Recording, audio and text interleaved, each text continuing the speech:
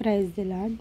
ఈరోజు దేవుని వాక్యము యోబు గ్రంథము 16వ అధ్యాయము మొదటి నుంచి.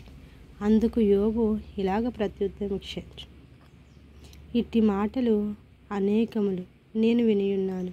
మీరందరూ బాధకే కర్తలు గాని ఆదరణకర్తలు కారు. ఈ గాలి మాటలు ముగిపోయినేలా నీకేమి బాధ కలుగుట చేత నాకు ఉత్తరమిచ్చుచున్నావు?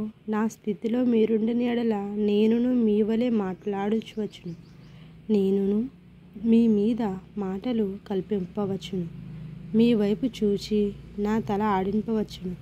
అయినను నేను నా నోటి మాటతో మిమ్మును బలపరచుదును, నా పెదవుల మాటలు మిమ్మును ఓదార్చి ఆదరించును. నేను మాటలాడినను నా ముఖము నా దుఃఖము చల్లారుదు. నేను ఊరుకుండినను నాకేమీ ఉపశమనం కలుగును.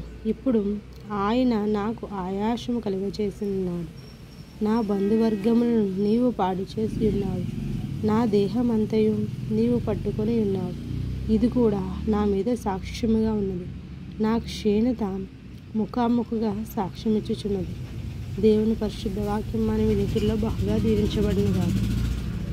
పరిశుద్ధుడు నా తండ్రి, సృష్టికర్తమైన నా యేసయ్య, మీరొక్క మాట పలికిన చాలు ప్రభువా, సమస్తం సమకూడి మేలుకరంగా జరుగుతుంది తండ్రి.